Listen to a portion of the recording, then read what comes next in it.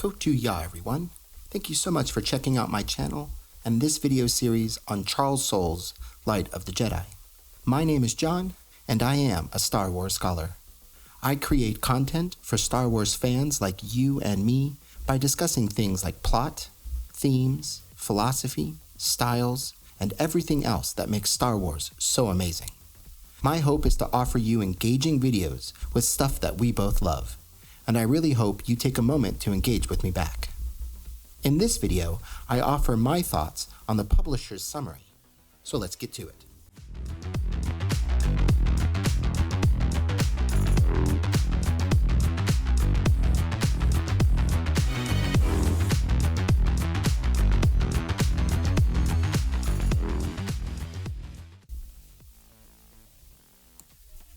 The opening paragraph of the publisher's summary promises fans something they have always wanted to see, both the Republic and the Jedi at the height of their respective powers.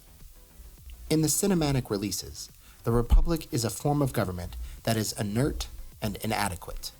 The entire plot of Episode 1 is allowed to happen only because the Republic Senate is incapable of handling a simple blockade.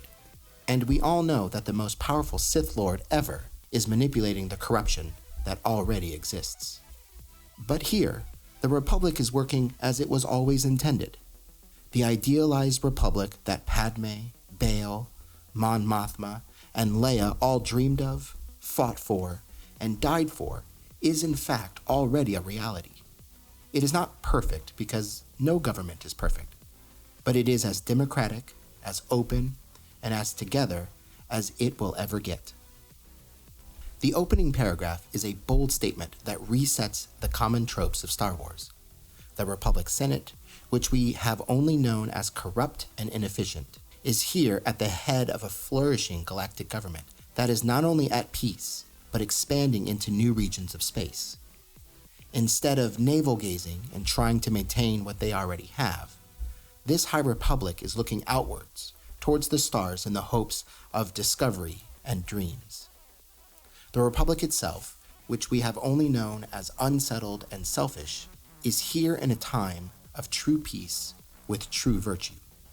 And the Jedi, who were all but wiped out in episodes 4 through 9, and were crumbling in arrogance and foolishness in episodes 1 through 3, are here portrayed in a light and glory we have all envisioned them to one day deserve. The Jedi are not forgotten myths or legends, nor are they gullible field generals who are desperately clinging onto the false belief of still being peacekeepers. The Jedi are what we all dreamed the Jedi would have been. So in the opening 3 sentences, we are taken from everything that we have known about the Star Wars universe and placed into a galaxy that is full of hope and light. But even with this enthusiasm and these bold statements, Star Wars is still Star Wars. George Lucas, Dave Filoni, and everyone else worth their weight in expertise have always maintained that Star Wars is about family. And that is most certainly true. But Star Wars is also about conflict, about war. I mean, war is literally in the name. And so, even with that grand optimism in the opening 3 sentences, the old and essential theme of war is introduced, but in a new way that we, as fans, have never encountered before. It is now light rises and darkness to meet it. And this darkness is given a unique and particular image, a storm. The second paragraph focuses in on the catalyst for the entire Project Luminous, the Great Disaster. A seemingly meaningless transport vessel is mysteriously torn to pieces in hyperspace, and the debris from that tragedy bears further tragedy with it. As the pieces re-emerge from hyperspace, they are effectively hyperspace missiles that can destroy entire planetary systems. Whereas in the prequels, the Jedi are slow to act due to dogmatism and politics, the Jedi of the High Republic respond and appear almost immediately. It is noteworthy that this summary speaks of the Jedi, and not 1 or 2 Jedi sent on a specific mission. We are not to expect a single master and Padawan responding. Instead, it is the Jedi in all their collective glory and light, and they come quickly and in numbers. Yet this great disaster is great indeed, as the second paragraph hints that even with the Jedi responding in numbers and in their luminous power, they are still in real danger of losing. When the conflict, here personified as the shrapnel from an unsuspecting transport ship that was transporting dreamers into a new life, meet with the Jedi, the image of the storm appears again. There are two different lights in play and in opposition here. There is fear and destruction, which is aptly given the light of fire, which has always been a symbol of destruction and something to fear. Fire burns, consumes, and destroys, and we are all told from our earliest age to fear and respect fire. That red-hot light is opposed by the white light of the Jedi, who carry within themselves the light of virtue and hope. Their light is one of serenity, of calmness, of generation and growth. And as the cold and brutal reality of the great disaster sets in, it is met by the hope and the trust of a group of people with ideals and practicality. Objective evil is met by subjective goodness, and that which is dead and racing through the stars is met by those which are alive and at peace with themselves. But the third paragraph reminds us of the warning of the final sentence in the first paragraph. Light casts shadow, and even those who are seemingly clairvoyant can be caught unprepared.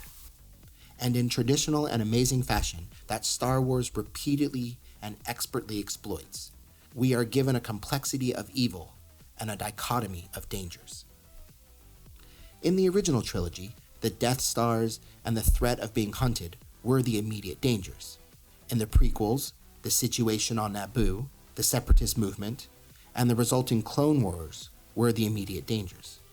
In the sequels, these immediate dangers were combined and reformulated in Starkiller Base in Episode 7, the threat of being hunted while confined to a smaller area of space in Episode 8, and the Final Order and the threat of a new galaxy-wide war in Episode 9.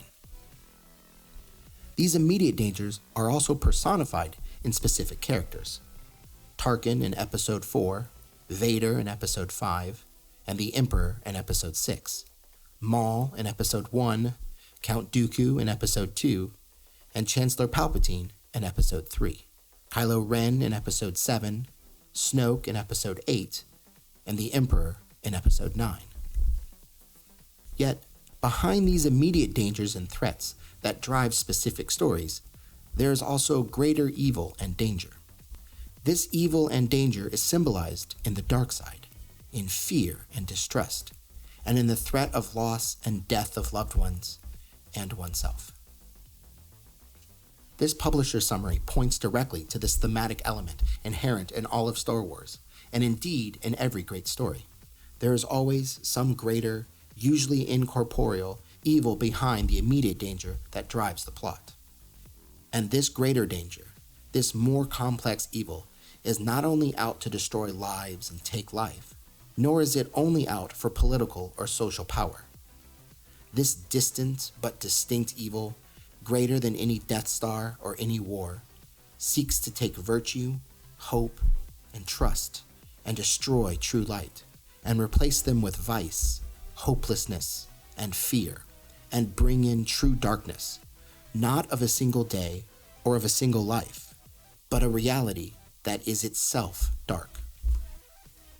And so while the Great Disaster and the Nile are the immediate dangers that threaten the Republic and drives the plot, it is this deep and dark evil that threatens to kill the light and hope of reality, personified as the Jedi and the High Republic. And this darkness, with its immediate dangers, come upon us like a storm, one in which is always present like a shadow, and can, at times, strike out without warning, and when we are least prepared. Thanks for sticking around until the end of this video. Please drop this video a like if you think it deserves it, and comment if you would like to add your thoughts. Also, check out any of my other videos in this playlist on Charles Soule's Light of the Jedi, or any of my other videos that you would like. Until next time, my friends, stay on target, and may the Force be with you.